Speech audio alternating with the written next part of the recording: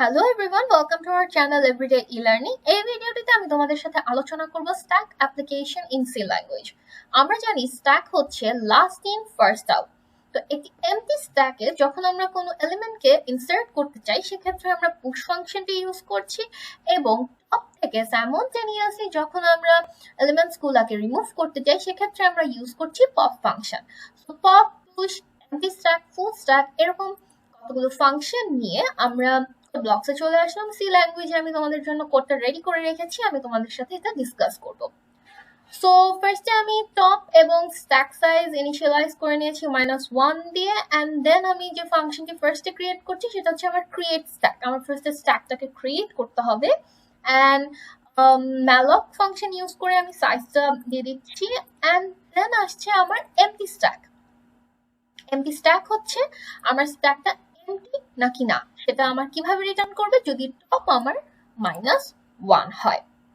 দেন আমার পুশ ফাংশনে আমি ইন্টিজার ডেটা টাইপকে দিয়ে দিয়েছি, এন্ড দেন এখানে আমার একটা কন্ডিশন চলবে, সেটা হচ্ছে ইফ এলস কন্ডিশনের ইফের কন্ডিশনটা থাকবে স্ট্যাক যতক্ষণ পর্যন্ত আমার ফুল না হতে থাকবে সে টপে আমার একটা একটা করে ডেটাকে ইনপুট দিতে থাকবে, এন্ড দেন যখন সে আমার স্ট্যাকটা ফুল হয়ে যাবে আমার ক্যাপাসিটি থেকে দেন সে আমাকে রিটার্ন ফেল করবে।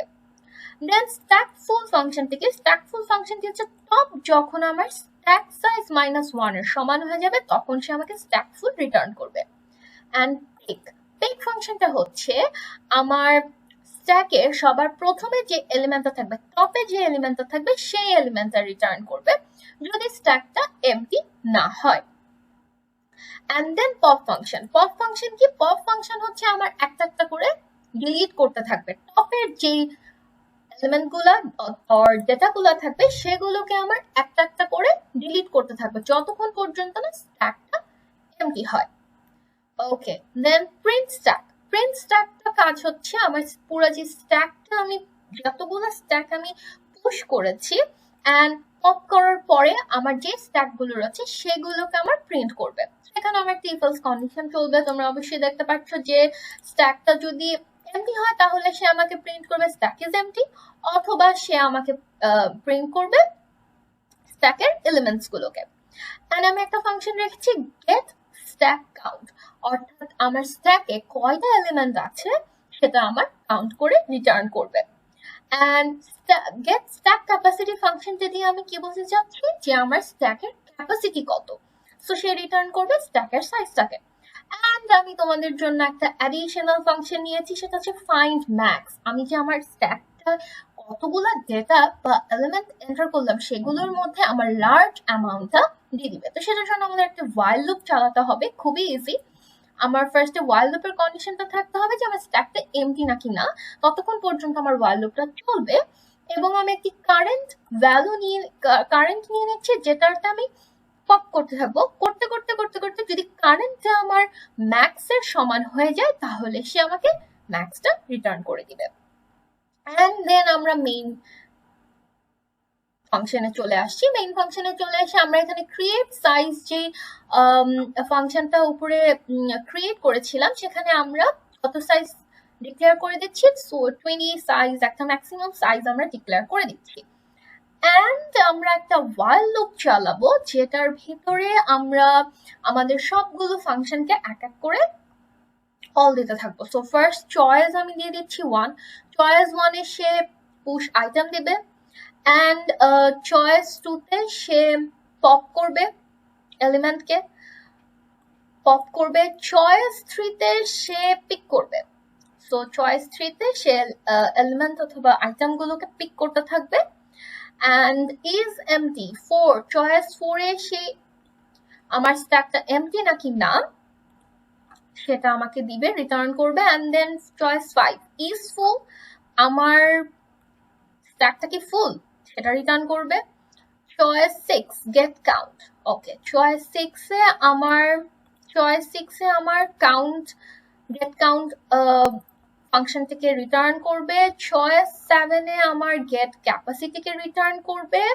চয়েস 8 এ আমার প্রিন্ট স্ট্যাক ফাংশনটিকে রিটার্ন করবে, এবং চয়েস 9 এ ফাইনালি আমার ফাইন্ড ম্যাক্স ফাংশনটিকে রিটার্ন করবে।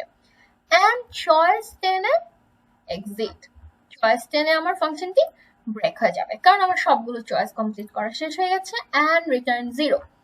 তাহলে চলো এই পুরো ফাংশনটিকে আমরা এখন বিল্ড দিয়ে দেখি কোনো এরর আছে নাকি।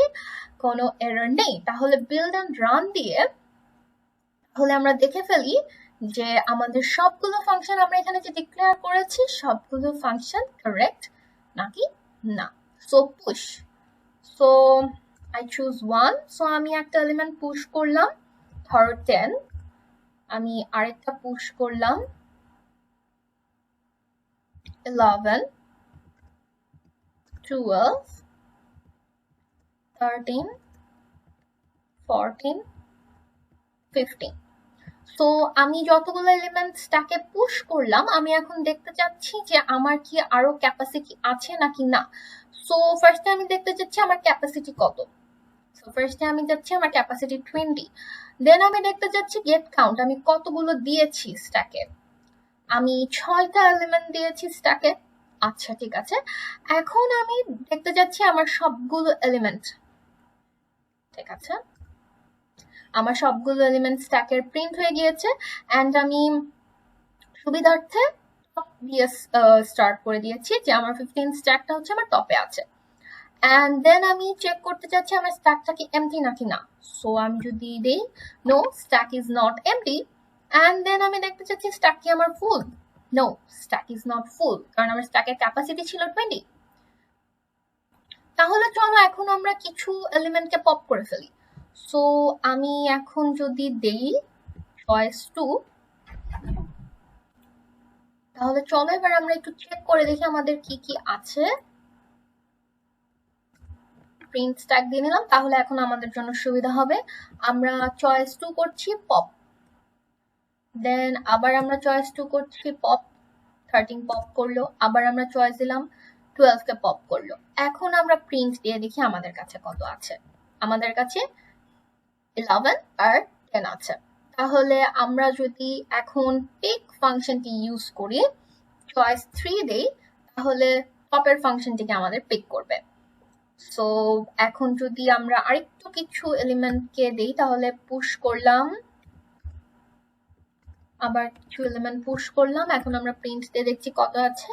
ওকে, সো এখন আমরা যদি 9 চুজ করি to find maximum item, so maximum element আছে আমাদের 14 হচ্ছে আমাদের ম্যাক্সিমাম এলিমেন্ট।